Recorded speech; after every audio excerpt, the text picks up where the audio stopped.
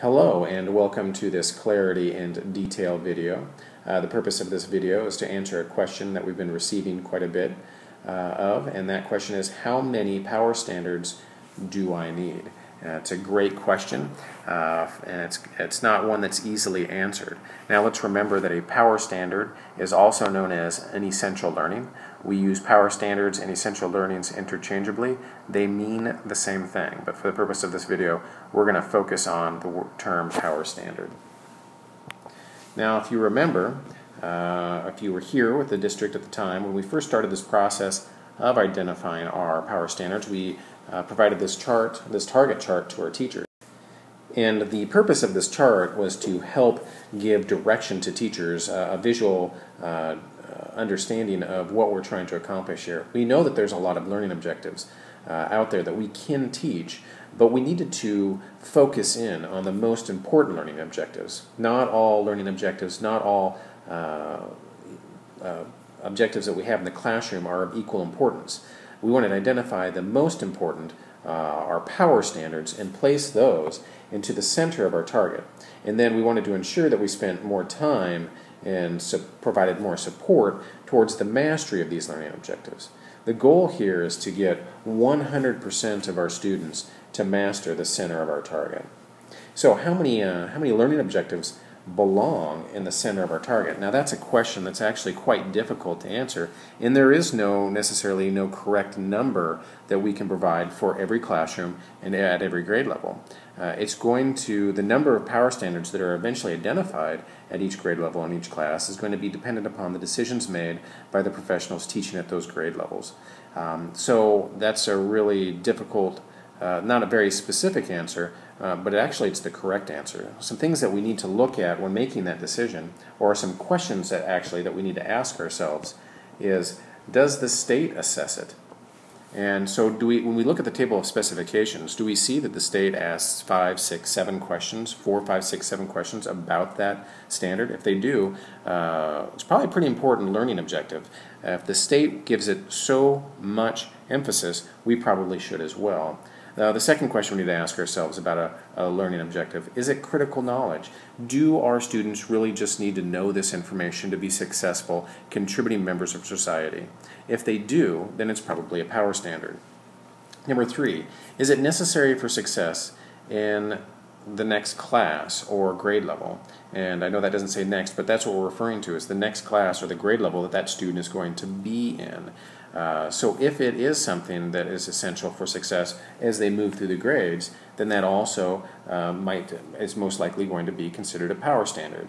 And the fourth thing that we can ask ourselves and take a look at is the Common Core. Is it a Common Core standard?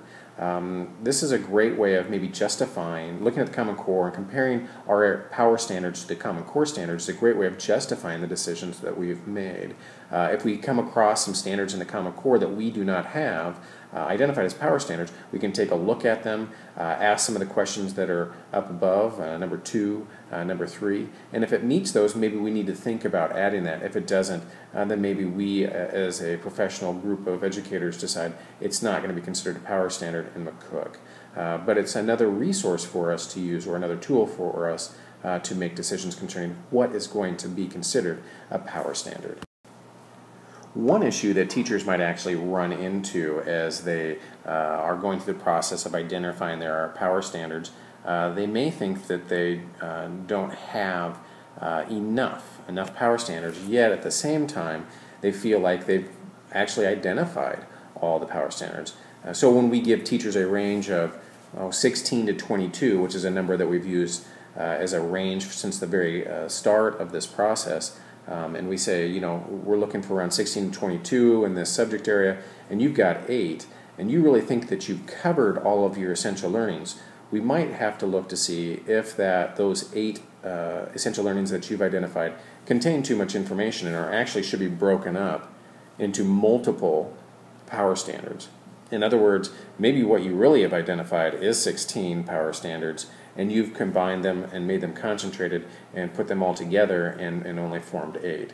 By breaking them out and being more specific with your power standards, it also provides you the opportunity to create more specific assessments. We don't want to have large ambiguous assessments that cover too much information and then have our results maybe be affected or diluted.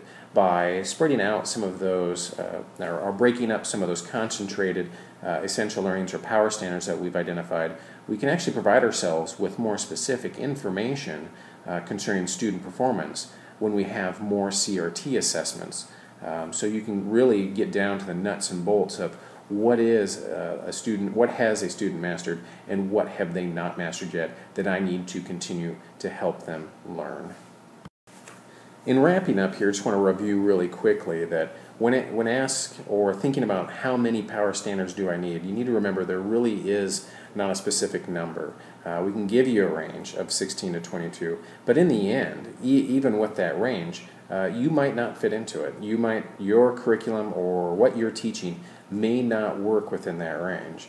What you have to be able to do is justify the decisions you've made concerning what you're focusing your instruction on.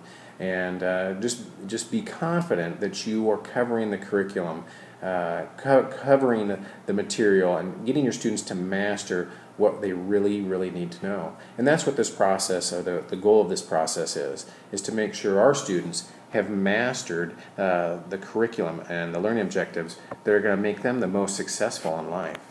And so that's all I've got for this video. I hope it was helpful. If you have any questions, never hesitate to give me a call and or send me an email. I'll be happy to do my best to answer them. Thank you.